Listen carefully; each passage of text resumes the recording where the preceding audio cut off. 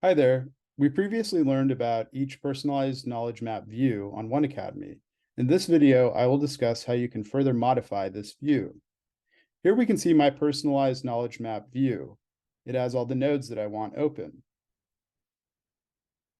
On each node, there's several buttons in the top right that you can use to manipulate what you see. So zooming in here, we can see that there is a close button. If we hit this, it will close the node and make it so that you only see the title. If we'd like, we can also hit it again. You'll notice that it's changed, and here are the options to open the node. If you hit it, it'll show the full content of each node. Another option we have is to hide nodes.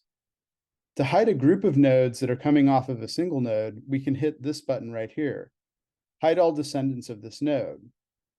When we click it, we'll see all nodes that are children of this node or the children of children of this node will be closed. Once again, we can see it here. Multiple children, we hit this button, they all close. The other button we can do is the X button. This button does not delete a node, it simply hides it, meaning you can open it later, but it does take it off your personalized view. We hit this button and the node is hidden.